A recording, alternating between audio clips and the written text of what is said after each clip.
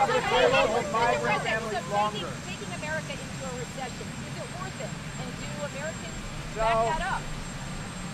the fake news, of which many of you are members, is trying to convince the public to have a recession. Let's have a recession. The United States is doing phenomenally well. But one thing I have to do is economically take on China, because China has been ripping us off for many years. President Clinton, President Bush, and President Obama and others should have done this long before me. My life would be much easier, although I enjoy doing it, but my life would be much easier if I just said, let China continue to rip off the United States, all right? It'd be much easier, but I can't do that. We are winning against China. They've lost 2.5 million jobs in a very short period of time. They want to make a deal. It's got to be a deal that's good for the United States.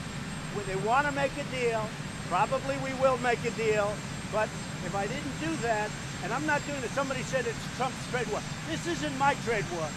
This is a trade war that should have taken place a long time ago by a lot of other presidents.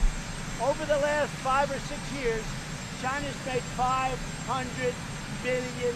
500 billion. Ripped it out of the United States.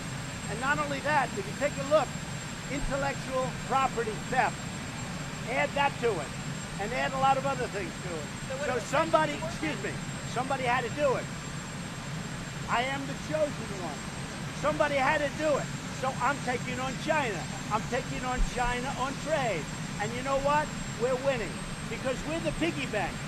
We're the one that all these countries, including the European Union, wants to rob and takes advantage of. European Union, $200 billion. China, more than $500 billion. Sorry, I was put here. I was put here by people. I was put here by people to do a great job, and that's what I'm doing. And nobody's done a job like I've done. Now, would China rather wait for a little more than a year and try and get sleepy Joe Biden to negotiate with instead of President Trump? Maybe, but I don't think so. You know why? They're losing too many jobs too fast. They had the worst year in 27 years, but I think it was actually 52 or 54 years. It was the worst year they've had in a half a century. And that's because of me. And I'm not proud of that, but you know what? They want to negotiate. And Sleepy Joe doesn't have a clue. Sleepy Joe said, oh, China's wonderful. Well, China is wonderful for China, but I'm wonderful for the USA. Do you believe in the second coming of God?